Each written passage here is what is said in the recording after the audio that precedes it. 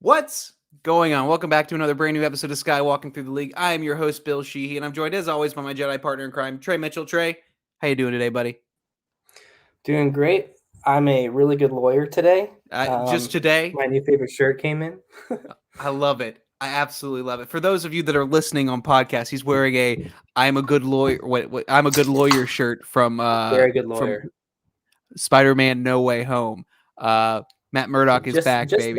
that sentence, and yeah, spoilers. We might have just spoiled it for people. Hopefully not, because the movie's No, been that's out for fine. 3 weeks. If you're watching But this show, you've probably seen it.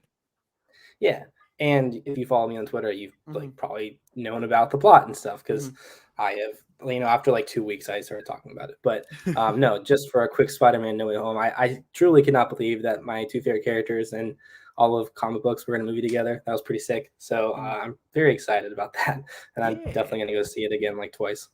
Yeah, me. It's literally my lock screen is Daredevil. I and need Spider-Man. to see it again. My Twitter header is Daredevil and Spider-Man. I need to see it again because I think my background is Tom's new suit. Oh, it's so pretty. Very nice. It's so fucking pretty.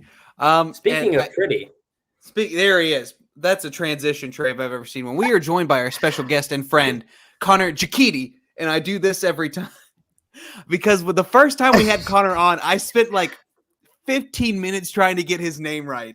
And so, like, for whatever reason, I did this and it kind of helped me. So I think I just started watching The Sopranos. So if that's it really helps. It does. The Italian really just courses through your veins. Connor, how you doing, buddy? I'm good. Yeah, to add on to No Way Home, yeah, No Way Home was God tier. I love that movie. Absolutely. So happy New Year. Okay, go ahead. Sorry. But we're not here to talk about No Way Home. We're not. Yet. But we're not this week. Not yet. Not maybe next week. Maybe next week. You never know. So happy New Year, everybody. We've been away for a little bit since the beginning of December, mid-December, something like that. I just want to go around and talk about how everybody's holiday was. Maybe show off a Star Wars gift or two. Let's start with our guest, Connor. How was your New Year, your holidays? What did you do? What did you get? Show us what you got.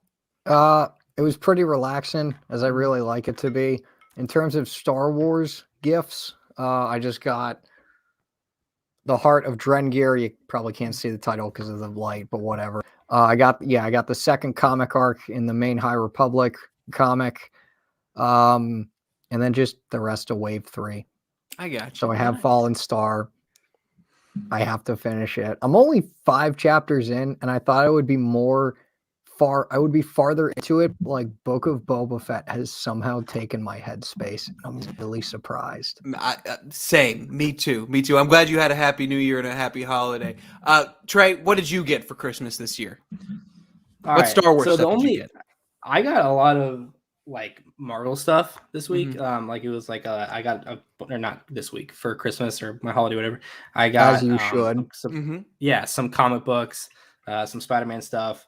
But the only Star Wars thing that I personally bought for myself was this Darth Maul action figure over here, Siege of Mandalore edition. I don't normally buy these things, but I have a Daredevil Kenner one as well, and I really just like the presentation of it.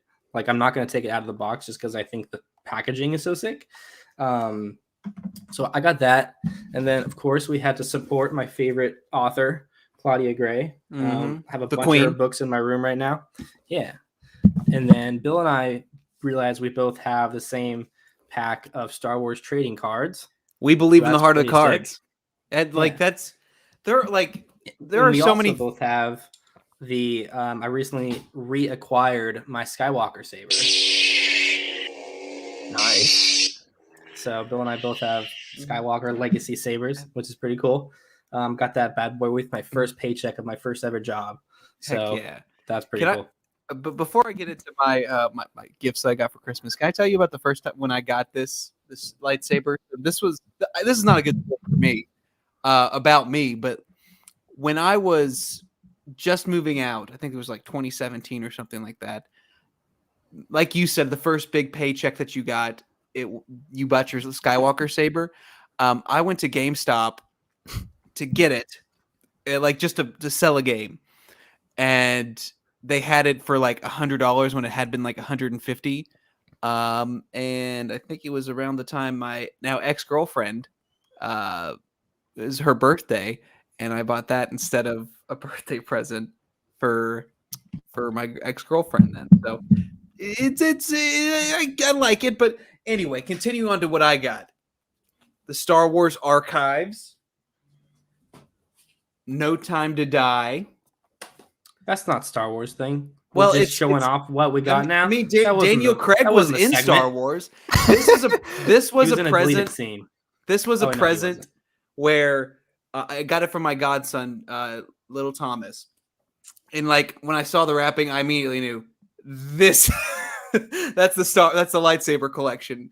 I got that, and then my girlfriend's sister got me a Star Wars puzzle. It's too big to kind of to bring into the picture, but yeah, I had a nice, relaxing, happy New Year with lots of Star Wars gifts. The thing with me being literally Star Wars Bill, like any gift anyone ever gets me is Star Wars, which I am totally fine. I think, but the office that I work for got me a Star Wars Death Star charcuterie board too. I don't want to go get that That's because sick. it really is cool. So I'm excited to finally use that because I do love the charcuterie, as the kids would say. So it was a really, really cool, really, really wonderful Christmas this year. I was very, very lucky, and I hope you guys were lucky as well. A couple of quick things that I want to talk about before we get into the meat of our episode, which we're talking about the first two episodes of the Book of Boba Fett, or as we're calling it, a Polynesian Spa of Fun. Next week, we plan to have a Spider-Man No Way Home review. Trey and I, or specifically Trey, if you've been following Trey on Twitter for any amount of time, you know that this is the movie that he has been waiting for. I may have flown across the country with 24 hours notice, driven to Orlando, and then saw Tom Holland. That may have happened. That I'm not sure if that was really real or not, but he is I the did guy. that thing. Trey is the guy that I have been waiting to hear his full No Way Home thoughts. So can you imagine if I hated it? I know that's No. I was so worried. I was really so worried that you weren't gonna like it. I knew the whole plot of the movie going into it. Unfortunately, Brandon Davis is the goat. He's awesome. He gave me those tickets. No, I was really big on Reddit for like months with Spider-Man No Way Home. I was in a Reddit thread that got to over 100,000 comments, and it was just talking about like speculation for the trailer date, and it became like a community of people like looking forward for it, and like every bit of news we would talk about. And unfortunately with that, like I also knew the plot of the movie and every scene basically. So I try not to like go on anyone's prediction podcast and stuff because I didn't want to like pass an actual spoiler along as like a theory of mine. But so I basically knew what was coming and I was able to prepare myself for it. But it took me like, I don't know, 2 weeks to actually process it and like actually look at it as a movie and not just like this insane thing that I can't believe happened. It still doesn't feel real. Like that's Billy, you got your Roku screen on in the background. It's all good. That's fine. It was for a prop anyway, so it's all good. I'm really, really excited to finally talk about it. I know it's not Star Wars related, but who cares? You know, this is our podcast. We can do whatever the hell we want as far as I'm concerned. So like, sure, if it's not Star Wars, we can talk. Business is booming. Exactly. So we'll have some special guests on, which including some participant of the Schmodown, and someone's significant other, Jess. She'll be on talking a little bit about it. I'm really, really excited to talk to her. It's actually Dan Murrell. He's the one that. You're dating Dan Murrell now. That's dating Dan Murrell. Absolutely. Nice. I'll be really excited to talk to her the first time since I got really drunk at the pool and got really frisky with some Star Wars Twitter. Yeah, there it is. You the did. Goat. You really did. A Star Wars movie. It's up there, man. It might be my second or third. Like, you know, I don't care. Who cares? If you want to come at me, come at me. I don't care. So look forward to that next week. I don't know if we'll do a Book of Boba Fett episode 3 review yet. We might just, wait for every 2 episode thing, because it kind of feels that if you just do one episode, you're kind of just, at least when we do one episode things, especially when we did Bad Batch, we kind of lost steam a little bit because we said we were going to do like every episode, but at a certain point, like it didn't feel It's like hard. we were just saying the same thing over and over again. So we will see. I'm hoping to do an episode 3 review, but we'll see what happens in that episode. But yeah, look forward to that next week. So let's go ahead and get into the meat and potatoes of this episode. We're talking about the first 2 episodes of the Book of Boba Fett. And Connor, since you're our guest and our dear friend, I want to start with you. So let's start talking about your overall experiences with Boba Fett before. I know Boba Fett is a character that, like, for people of, I hate saying this, people of a certain age, they think he's one of the coolest people and one of the coolest characters in the world. I feel like every 30 to 40-year-old 40-year-old white dude I've talked about Boba Fett is like, oh, Boba Fett's so cool. I never thought he was that cool. What were your experiences with Boba before, and does this version gel with what you thought, or do you like this version more, Connor? I had secondhand experiences with Boba Fett. Okay. So, like, yeah, pretty much no firsthand Mm-hmm. experiences. I just don't remember being enamored with the character at all, except for his armor. I thought his armor was cool. And the fact that he had spurs, that was cool. So really, Mando Season 2 and Book of Boba Fett were the first times I really got into the character, and just Mhm. what we've gotten so far with Book of Boba Fett has just been phenomenal. Like, Mhm. we're going to get into it, but just super good. Trey, Yeah. what about you? What was your experience with Boba? Well, I always thought Boba Fett was like okay. I didn't really Mhm. have an opinion on Boba Fett, and I mean, I guess I feel the same way that a lot of, I guess, Star Wars Twitter felt about Boba Fett, where it's like cool, like he's cool. Mhm. That's it. Like he's not like a character. I mean, we saw him in Clone Wars, and that was cool. We saw him in Attack of the Clones, and like that was cool. But like that wasn't really the Boba Fett that we know. That was like pre-Boba, or just like before he gets his armor, Boba Fett. So finally getting to see Tamir Morrison come back and play him, like we'll get more into it, but I feel that this version of Boba Fett, let's say like the Favreau version of him, is way more interesting than anything that I had seen with him before. I will say that the Clone Wars show gave him some interesting arcs, and with like Aura Singh, and then that there's sort of like ship dynamic and stuff, and how she was kind of like his mom was pretty cool. But I just really am finding myself fascinated by every second Tamir Morrison is on screen. I really love seeing him as this character, and he brings a whole new appreciation from a lot of fans, including myself, to Boba Fett. We're like actually figuring out who that is, the person, and not just the bounty hunter. Right, absolutely. And Agreed. I will go ahead and say that I did not give a shit about Boba Fett until the Mandalorian season 2 episode where they brought him back. What was it? The tragedy or whatever, where Grogu gets taken in, where they finally like gave a reason why Boba Fett is such a like he's always said to be such a badass. Like it's one thing to tell me that he's a badass, which people have been telling me for I'm 27 for 27 years of my life, that Boba Fett was this cool character. But then to actually see him, like just the scene where he looks to the camera after he's blown up that ship, I was like, yep, I'm totally in. I completely get it.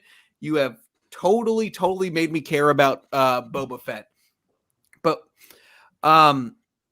so I have gone on record saying that before Mandalorian season 2, he was the most overrated Star Wars character in canon, I thought, at least. But I have been pleasantly surprised after multiple viewings of these episodes that they seem to be focusing more on the character side of Boba Fett. That I think we need to, and I think what's really, really great is that, you know, I love, you know, in the way, in a similar way to how a lot of Star Wars fans have really kind of come together around like Hayden Christensen and Ewan McGregor's Obi-Wan. I feel like people are coming together, like talking about how great Tamora Morrison is as Boba Fett in this, with the exception of a few fuckheads, which, you know what, who cares? I love it. I love their outrage. It's I always Is there outrage? I don't really have my ear to those people anymore. Don't. It's not anything we need to talk about on the show. No, it's not. It's we'll just we'll funny. talk about it. It's so stupid as most of the Fandom Menace outrage is most of the time. But with that being said, now that we've kind of delved into a little bit to our, where our experience with Boba Fett was before the show, let's talk about the first 2 episodes. And Trey, let's start with you. What were your biggest takeaways from the first 2 episodes? First episode was good. I was like, I'm enjoying this. I don't love this, but like it's good. I like seeing Boba Fett take off his helmet. It's good. Good episode. Ming-Na Wen, awesome as Fennec Shand.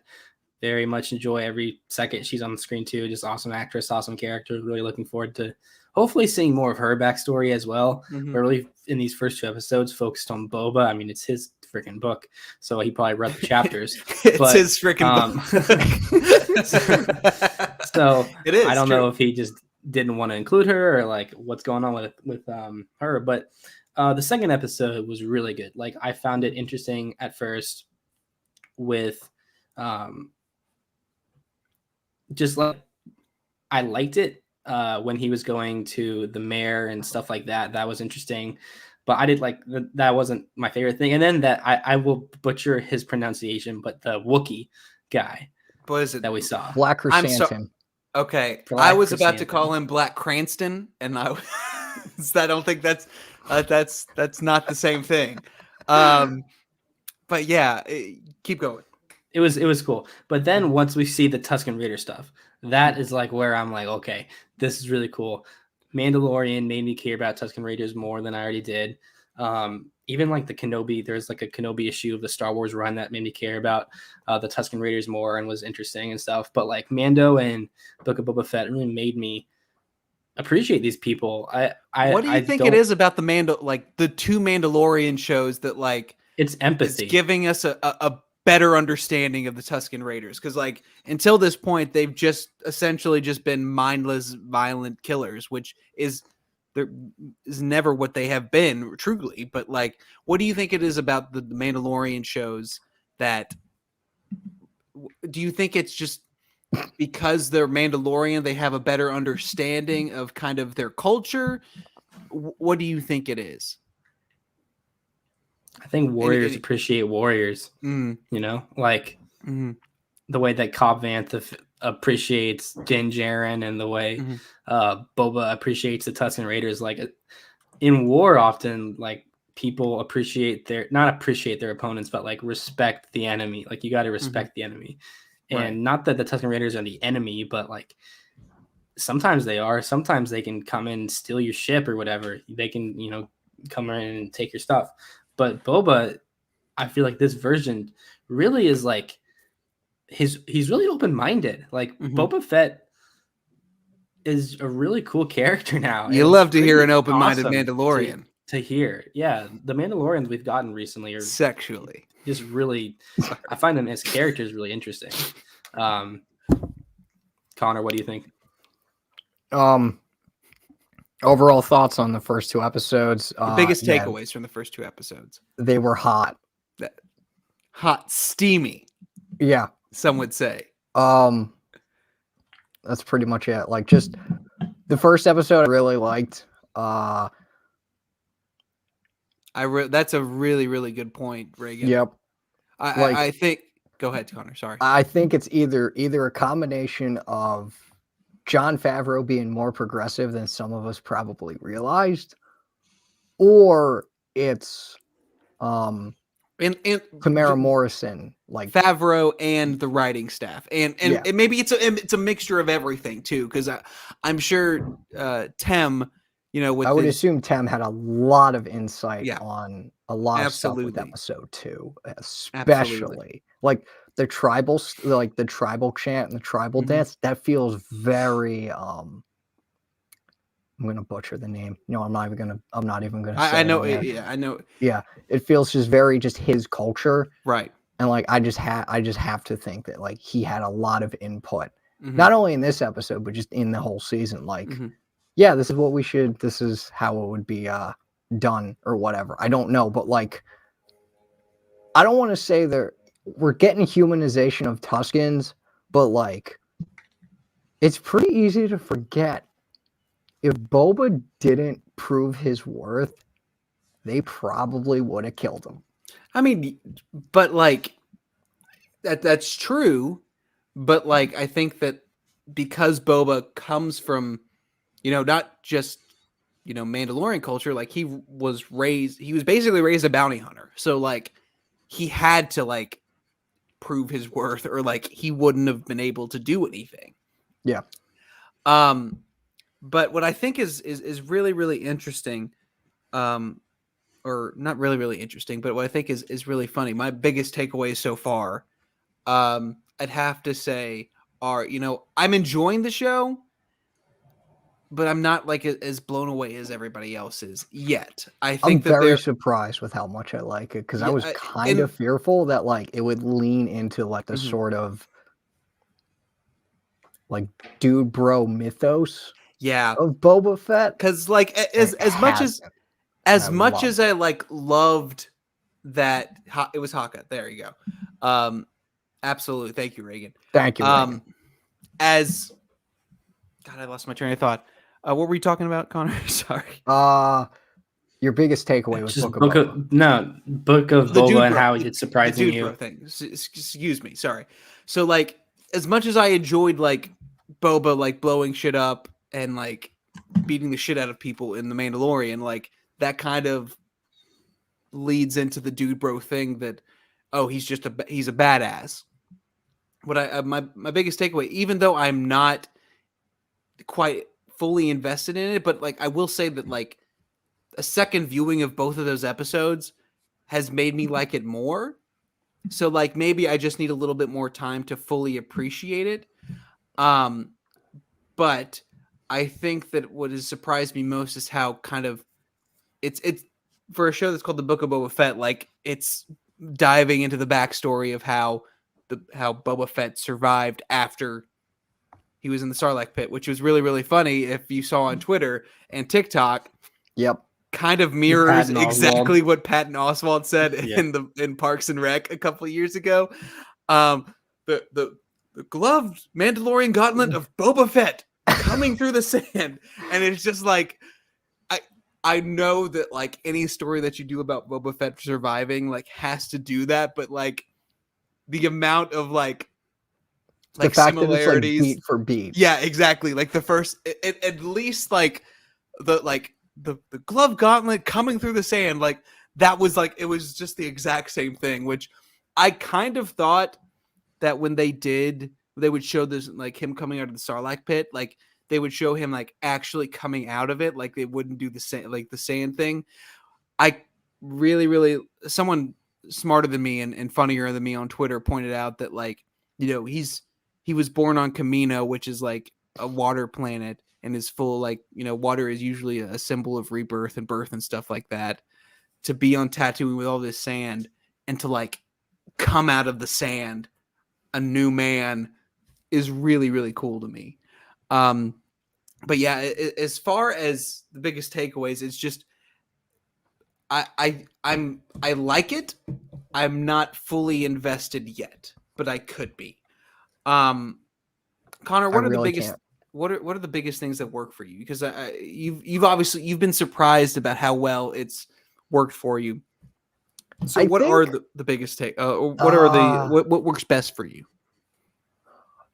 just the usage of the Western as a Mhm. genre. And this is from someone else's words on Twitter and not mine, but like how Favreau, at least through these first two episodes, seems to really break down the Western genre Mhm. and just the many Western tropes in Book of Boba Fett and like utilize them in a pretty interesting way. In what ways? In What's those I don't know. They didn't expand upon them. Mm-hmm. But like the one thing I could think of was the train and the Tusken Raiders thing. Felt very reminiscent of settlers going across the United States during westward expansion in the early mid 19th century and taking Native American land. I think that's really interesting too, because you have two shows by Favreau that are definitely westerns, but like they're westerns in two very different ways. Like I think that's really cool. Keep going though. Yeah. I think I just really appreciated seeing Boba get the absolute shit kicked out of him in the first episode. Because, like, the fact that he was stripped of everything that made him Boba Fett up to that point in the show. And now he's forced to reinvent himself. And so instead of being given respect, as it's like, he's probably thinking he's just going to get respect just because he's Boba Fett and he's a crime lord. In the present day, in the past, we see that like he has to earn it. Mm-hmm. And I don't know about you guys, but the sequence of him being dragged across the sands of Tatooine, as I'm going to call it. Thank you for saying it the correct pronunciation. I really appreciate that. It reminded me a lot of the scene in The Good, the Bad, and the Ugly where Blondie is getting dragged across the sands of New Mexico by Tuco. And that feels very intentional in terms of a reference level on Favreau's part. I really can't wait to see him talk about these episodes. I know, like they're doing a lot of really interesting stuff that, like, once again, like I like, but like I'm not totally like raving about it yet. But like once like someone explains stuff to me like that, like I'm like, oh yeah, absolutely. That's so cool. Trey, what works for you the most right now? Oh, and the Tusken Raiders too. Yeah. I love when Star Wars is Dune. Like so like so did George Lucas was basically Dune. I mean, you have a desert planet with a native population that is being stripped of their resources by an outworld syndicate, and then you have a person that comes in and helps try to defend the indigenous people and become one of them. And that's literally the plot of Dune. And it's so cool. Like Boba's even like goated theme. And like, you know what's fun? Like there are parts of Boba's theme that kind of sound Dune-y, you know, like his theme is so slaps. Oh my good. God. It slaps. It does everything. Like the Stranger in a Strange Land. The title, the way it cuts to the title card, and just how it introduces the theme is just god tier. And I think it's unmatched right now. And even that title is such a Western name too. Like it's Stranger in a Strange Land. Like, and the tribes of Tatooine sound just very Western. You can't tell me that John Wayne hasn't at one point said, "I'm a stranger in a strange land, Pilgrim." Like you can't convince me, or Clint Eastwood, or whoever the other Western. Those are the two Western actors I know. Yep. Also, the fact that Boba Fett says to the Pikes, "This is the Tuscans' land," and we need to cultivate desert power. Yep. What a king! Just fantastic. Boba went from sea power to desert power. If you think about it, he did. He truly did. Which is funny because like Tatooine was once filled with oceans, and he called it the Dune Sea as well. Like, come on. What are we doing? I'm kind of kidding, kind of not. Like it's fine because you know it's kind of like George changed so much of pop culture. In the same way, we are kind of calling this a Polynesian spot of fun. It's yes. But yeah, Boba's theme, one of my favorite parts of the show. Recently got back in the gym, and I was bench pressing. It's such a good workout. Listening to it, and it's like because there's almost like a chant, like it's like reminds me of like a chant that you would have in like a tribe in New Zealand, like this like domestic primal kind of, you're just let it, like it's just like you're just doing that kind of you know thing. What it reminds me of, and it's really cool, and it's like a Tusken Raider theme kind of too for me.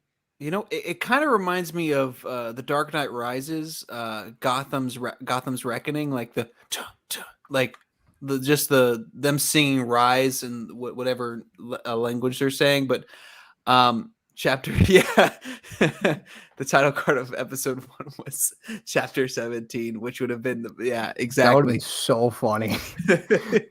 But the music has worked really, really well for me. And like it's oh God, I always say his name, Ludwig Göransson. Am I Yeah. saying that right? He Okay. only did the main theme, which surprised the heck out of me. I think it was Joe Shirley that Mhm. composes the rest of the score. You see, And I was really shocked. I'm glad that the person that's scoring is named Joe Shirley, because going from like Ludwig Göransson to Joe Shirley, like it's a lot easier to say. Like There's one more thing that I really want to give a shout out for. Go ahead. That stood out for me. In episode 2 was Steph Green's direction. Like I thought the direction of the episode was really, really well done. The pacing was significant. It's awesome seeing women direct Star Wars. I would go on to, I might even say, or not, I might even, I can't talk right now. But I think women in Star Wars is like the dopest thing ever. I love that The Mandalorian is bringing on a bunch of women to direct, and they've just been like absolutely amazing. Bryce Dallas Howard, Deborah Chow. Deborah Chow. Dude, Deborah Chow's getting to do Kenobi. Like full series too. But Steph Green, who I just was absolutely lost my mind about. She was somebody that like as soon as the episode ended and I looked at her IMDb and saw that it included Watchmen, I was like, oh yeah, absolutely. Like that makes sense. Like I didn't that's all. Even realize that. Yeah, that's all I needed to see to know that she was a good director. Because like, dude, it doesn't matter what episode she directed. Like all those episodes are fantastic. So like, I would call Watchmen the greatest show, like the greatest season of television ever made. Yeah, no, I completely agree. I really like that show. Like it's perfect from beginning to end. Whether it's, you know, you look at it from social commentary, just being a superhero show, it fucking kicks ass, man. Yeah, it's a great show. Wonderful. I can't believe I can't believe they didn't bring it more, but yeah, you have to watch it. Absolutely. Have you not seen it, Connor? Nope. Connor! It's like not even a superhero show. It's just I'm doing a negative Italian. Giacchini, what are you doing? I think negative Italian would be this. Oh yes, thank you. The visual part of this is if you're listening to this on Spotify podcast, whatever, just know that we're doing a from the neck up. You know, so we've talked a little bit about the positive parts of it so far. I kind of want to delve into the negative parts before we dive into what else we're going to talk about. So is there anything that doesn't work for you, Trey, that you're not really enjoying? There were a few scenes where the CGI was a bit brutal, like not brutal, but not the best. And I don't really care too much because this is a television show. Like when they were all on the speeders, there was a shot where they were all facing the camera and it's kind of like swivelly and it didn't look that good. But like, I also thought that like this isn't a negative, it's a positive. So I'm on the wrong segment, but like it felt like Solo with the train. That was very like and that was cool for me because I love when Star Wars is trains, and that's a big fan of trains. When I was 3 years old, my mom said you got to get rid of your pacifier. So what I did, and she bargained with me and was like, if you get rid of your pacifier, I'll buy you Cranky the Crane from Thomas the Tank Engine. So I throw my pacifier in the trash. We go pick up Cranky, bring Cranky back to the crib, and then I get my pacifier bring Cranky back to the crib. Bring Cranky back to the crib, and then I get my pacifier out of the trash, and now I have a pacifier and Cranky the Crane. So I've been a big train guy my whole life. So I really appreciate. Hey, Soul Sister. Yes. Train. Nice. I really appreciate a good. You love the band Train too? You love when okay. I have gotten no. I love when the band Train is in Star Wars. Actually, that's just personal. Imagine if Train just showed on the soundtrack for the Book of Boba. Hey Soul Sister is the theme to Book of Boba Fett. To the female Tusken Raider. Yeah, that is like helping Boba. It's just Hey Soul Sister. So speaking, we're talking about the negative stuff right now, and that's fine. You mentioning the female Tusken Raider, it kind of What a queen! reminded me of, remember the trailer that showed that um that lady that kind of looked like Aura Singh with like the bangs and stuff. Do we think that she could be that? No. Do you think this is a totally new character? Yes. Do you think that we haven't seen her in the trailer? What do you guys think about her possibly being that character we saw who was on that speeder bike? I'm What do you thinking think, she's Tom? completely new. Mm-hmm. What do you think, Trey? I'm trying to find the actress who is actually under the mask. I'm Yeah, struggling it's to find her Joanna name No on one Bennett. there. cared. Joanna Bennett. Okay, great. Well, she's also great because she has a name, apparently, according to Arjun. She has a name. Oh, But she's really cool. I am really enjoying her kind of teaching Boba, and just her physicality is really, really cool. And like, I think a cool thing is that character is amazing. Like in like any gender, it could be, and it would be amazing. Like, it's so cool. And I get Enfys Nest vibes from her. Not gonna lie, not like I could see that. taking her mask off. Enfys Nest. Mm-hmm. Mm-hmm. I could see that. I could definitely see that.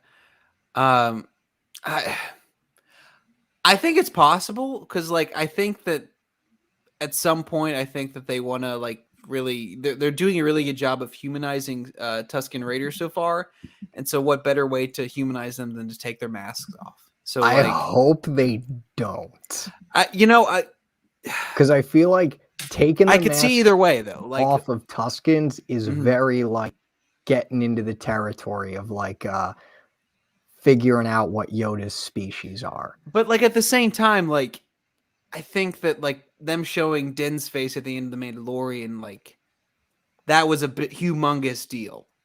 I think that like it could be a similar thing where it's a humongous deal where it's finally like taking the mask off. I mean, he and doesn't seeing need what's to wear underneath that there. for survival. I but know he doesn't Tuskens have to do. Oh, is that for survival? I'm like 99% sure. I got you. Just the way it's wrapped and everything, Yeah. I get very big survival vibes that I like got if they take those off, it's no not one gonna cared be who fine. she was until she put on the mask.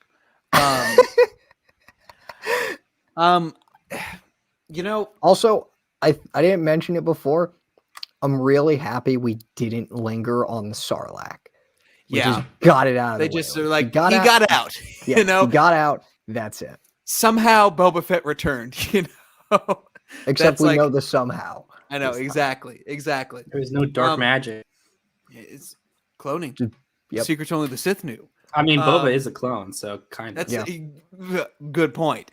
In terms of things that didn't work for me,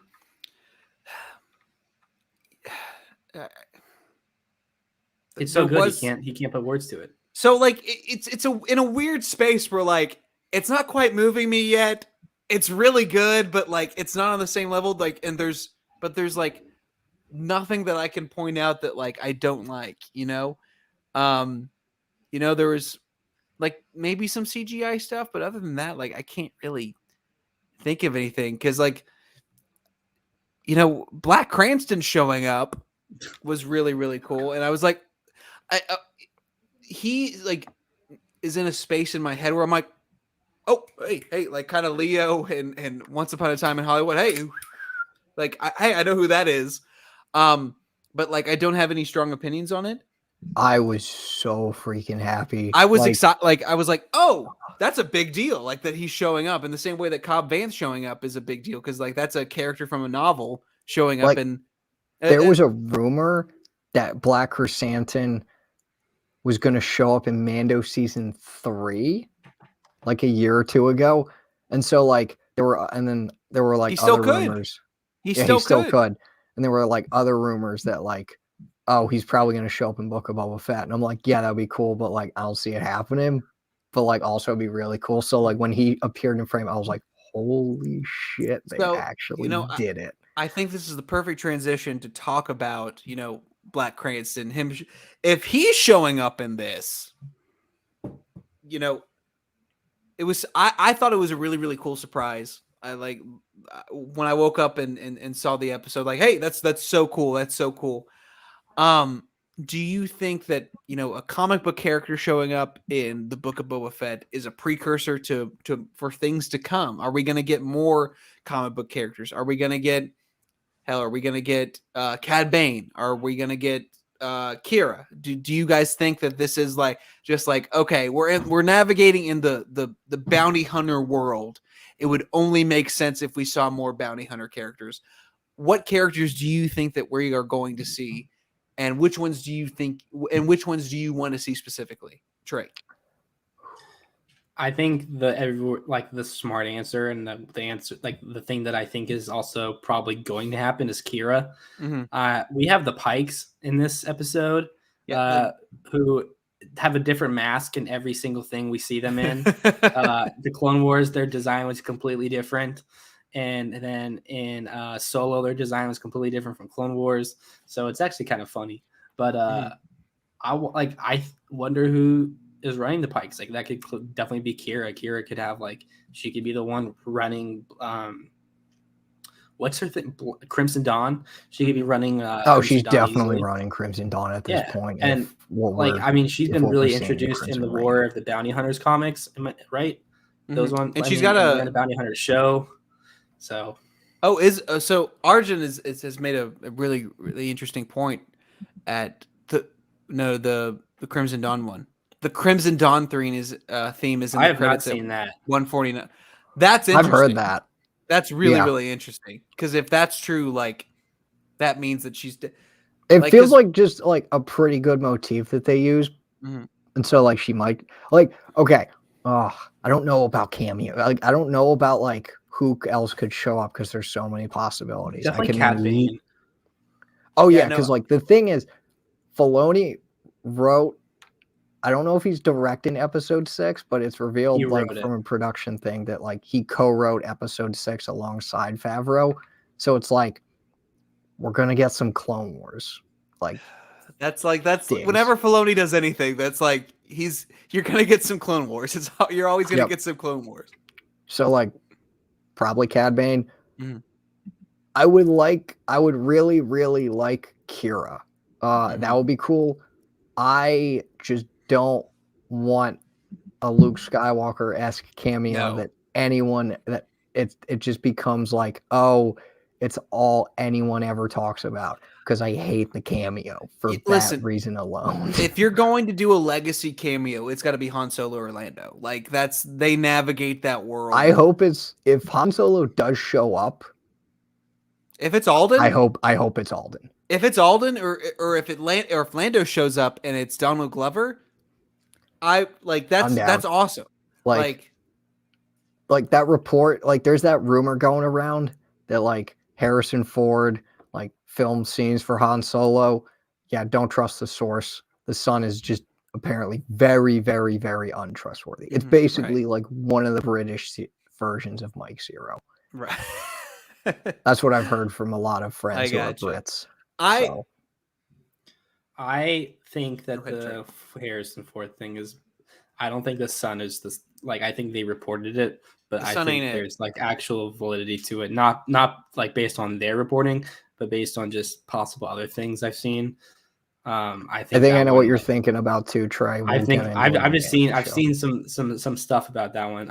It didn't say he was filming it for Book of Boba, but let's hypothetically say, and I don't this is just us talking. This isn't just guys being dudes. This talking, leaked online about Harrison Ford being in. Let's say a de-aged Harrison Ford is in this show.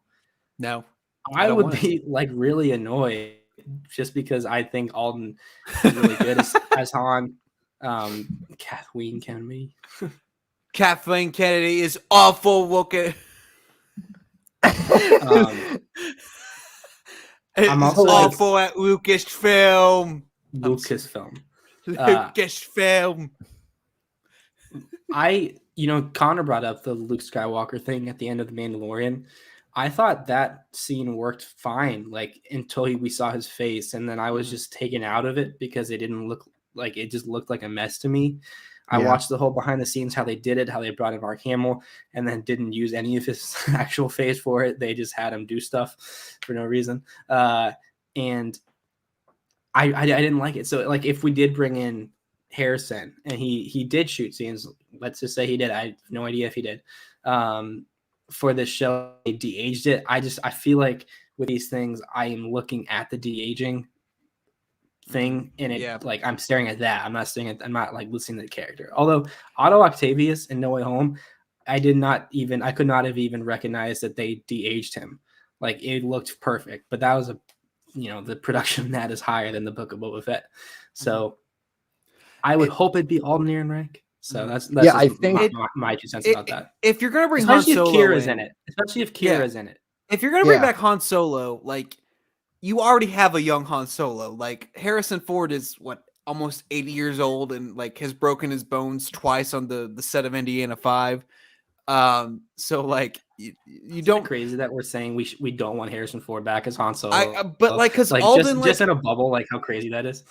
It is crazy, but like I only think how that Alden Ehrenreich is. Exactly that's the point. Like you don't need to do that when you have a perfectly good younger actor who is honestly right now the age he is probably what Han Solo would be at the end of or where Book of Boba Fett takes place. So like why would you need to do that when he already does a really good job of capturing the character?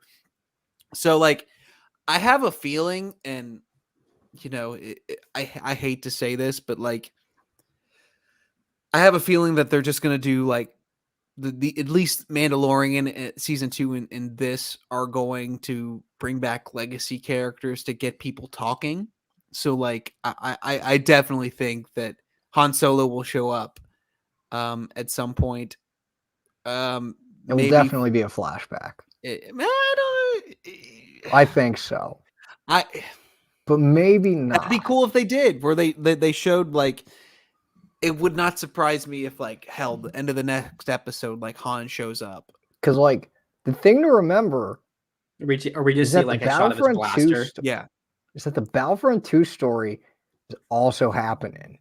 Dude, if Harrison has a beard in this, if Alden Ehrenreich has a beard in this, that would be funny. I could do all the beard in Battlefront 2 is so bad. It works for me. I like bearded Han Solo. Like I like the idea of bearded Han Solo. I don't like the execution of it, Yeah. But like in terms of cameos, the way the latest episode did it was perfect. It wasn't like it was it was not only Black Chrysanthemum, but we also saw the 2 characters from the deleted scene. Yeah. That was so cool. A New Hope with Tashi Station. Like they weren't like, whoa, this is really cool and it's going to overshadow the entire episode when it shouldn't. Cameos. Except for huge Star Wars fans.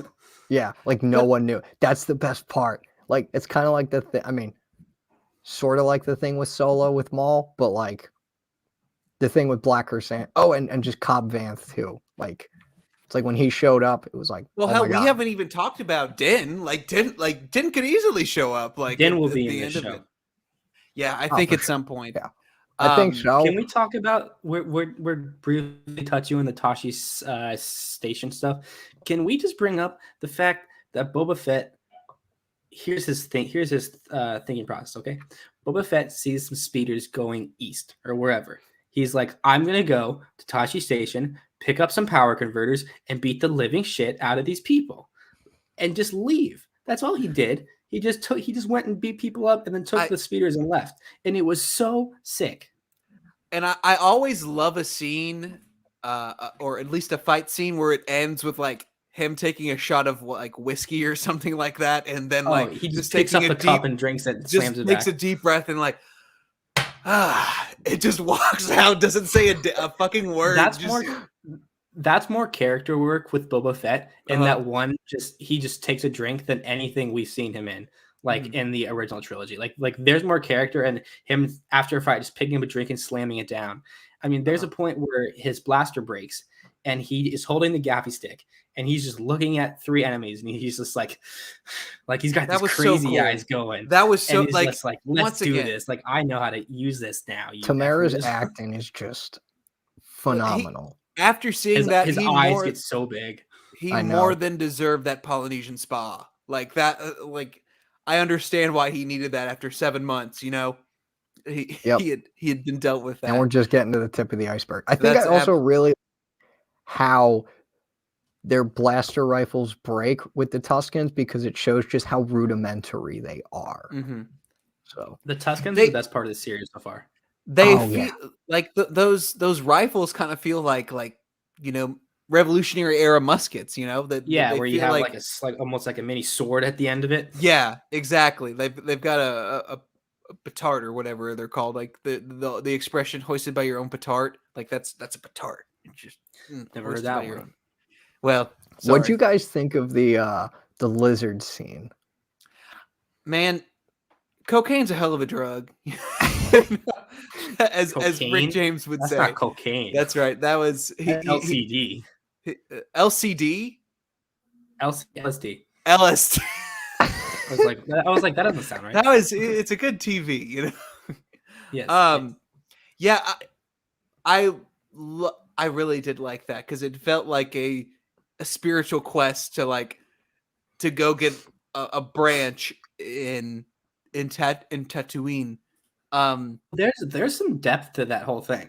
Yeah. So that I listened to a little bit of Force Center, Kim Knapsack and Joseph Scrimshaw's podcast about this episode, and he's literally breaking apart from his family tree. Like that's what we're looking at here. Yes. Goodness gracious! I didn't even think of that. That's awful. That's awesome. We see he starts on Tatooine. He goes to a flashback where he's on Camino. A beautiful shot where we watch what looked like a young Daniel Logan. It was probably just an actor who looked a lot like him. Look at Jango as Jango leaves in the nighttime. He just abandons his son at nighttime because Boba has his lights off in his room. Like his dad just left in the middle of the night.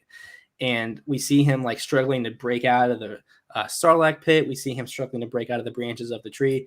And he finally does break it. He takes the branch and he's become his own person now, in my opinion. He's a clone, and a clone is just a part of this tree.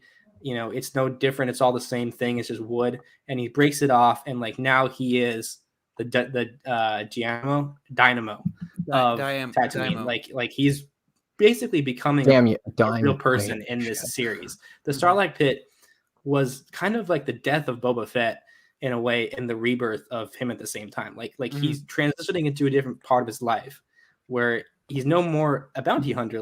Imagine being a bounty hunter your whole life, and then you basically almost die. And then you're like, you know what?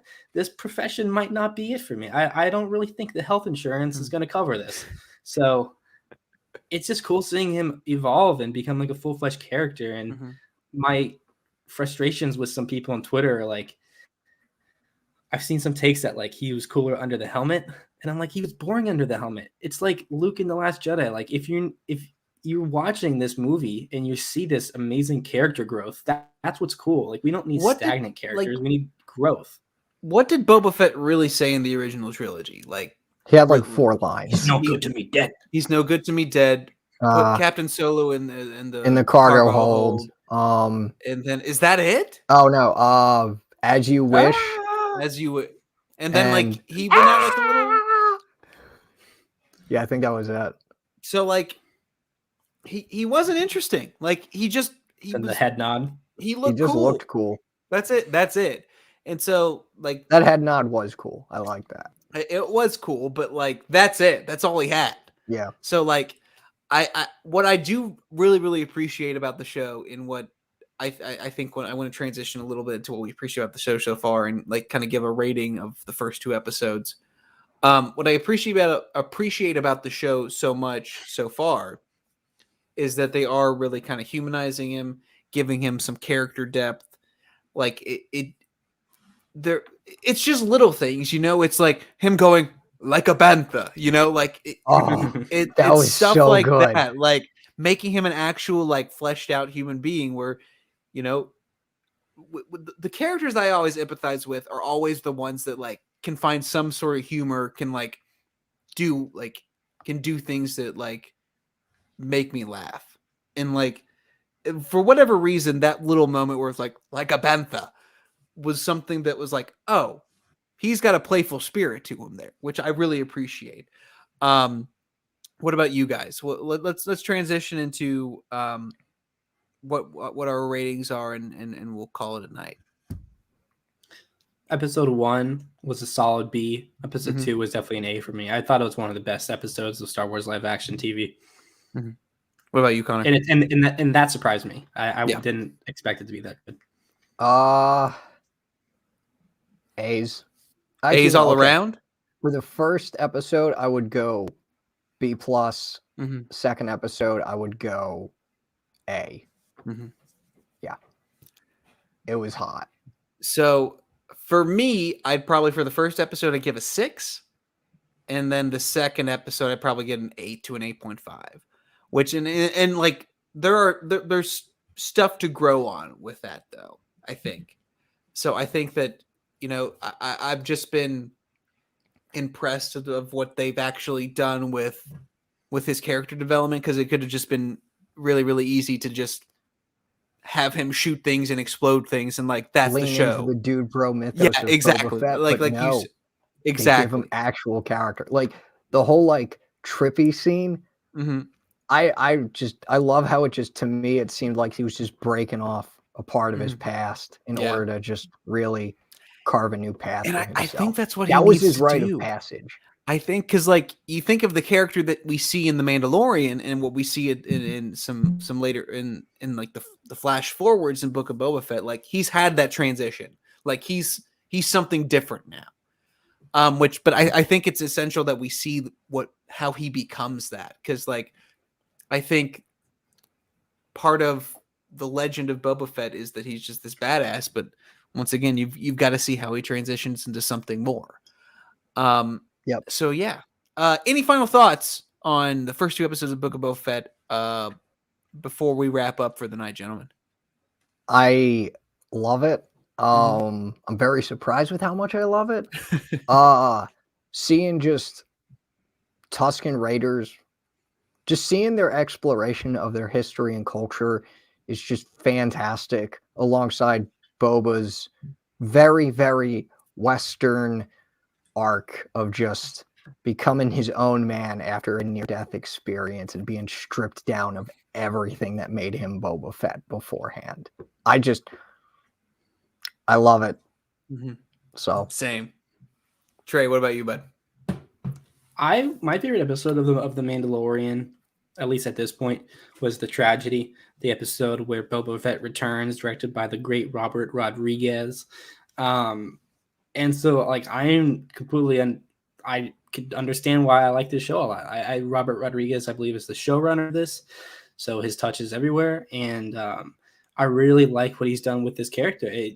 I fully really like Boba Fett, and I didn't dislike him growing up. I was just like, it's Boba Fett. Like there's not a lot to him. It's like you're talking about like a background character in the cantina who just looks cool. You're like, yeah, man, we're Max Rebo. Yeah. Yep. And Absolutely. he's in the show. What's up, Nick? hello, Nick. Hey, buddy. Good to see you or hear from you or whatever. Yeah, this show is really cool. I'm enjoying it. I've enjoyed most of the stuff Star Wars is. I did not love personally the Bad Batch, but I loved Visions. So there's Star Wars for everyone, and if this isn't for you, like, so be it. But I would just say the second episode was one of the best things I've seen in Star Wars in a while, and it was I really, really liked it. And I don't need I don't need a cameo every episode from like Han or Luke. I need like Boba. This is his book, you know. Yeah, we're reading his book right now. Like I would really like more Fennec. I would. She's just there and looking like this at people. I will say that I have been surprised at how like little they've really stayed in the present. You know, like it feels like the first 2 episodes have been very past. Like first episodes could have been 1 episode. Yeah. Yeah. Because like what was a pleasant surprise to me when I woke up on Wednesday morning and saw that the second episode was like 58 minutes long. I was like, oh yeah, that's what I want. Like they could have made like episodes 1 and 2 to me are like interchangeable, where they're the real first chapter. Like you don't. I think if you had just done one big episode where at that point it would be an hour and 20 minutes long, where that's the first chapter, that would work for me. But that's just me. In terms of where I see the show going and any final thoughts, I'm impressed that they aren't doing the dude bro stuff that I thought they would. And I'm excited to see where the character goes, because I think there's a lot of really exciting stuff that they could do. And there was the old George Lucas Underground TV series that they probably took some inspiration from before, where they could go in and get those characters from that and do something really, really new and exciting. 1313. Yep, absolutely. Take from that. So with that is our review of the first 2 episodes of the Book of Boba Fett. I want to thank you guys so much for those that are live with us. We really appreciate your support, you guys staying with us. Connor, my friend, I want to thank you so much for coming on. Every time you come on is a gift, and I appreciate you and your friendship, and it is just a wonderful, wonderful gift. So thank you for coming on. Thank you for having me on. Absolutely, my friend. Look out for our episodes on Spider-Man No Way Home next week, and possibly a Book of Boba Fett episode 3 next week as well. Connor, where can they find you on Twitter, bud? Plug away. Twitter, Depa Banana, and you can find me writing articles. Hell yeah. And stories. None are published yet. I do have 2 in the works, maybe more. I don't know. At sweditorig.com. The big thing with the universe, with this fan fiction universe that I'm helping craft along with just the wonderful team of creatives, is that we're not doing whatever we want, even though we could. We're not like rewriting our own version of the prequels. We're like staying in line with what Lucasfilm has written into the canon of Star Wars right now. So it's really cool. We got a bunch of stories already on the website. They're pretty good, if I do say so myself. Love it. Love it, love it, love it. Once again, thank you so much for coming on, my friend. Trey, where can they find you, buddy? You can find me blocking out Star Wars Eclipse on Twitter at the Trey Native. Hey, same. Awesome. You can find me on Twitter at Star Wars Bill, as you can see on the screen here on YouTube.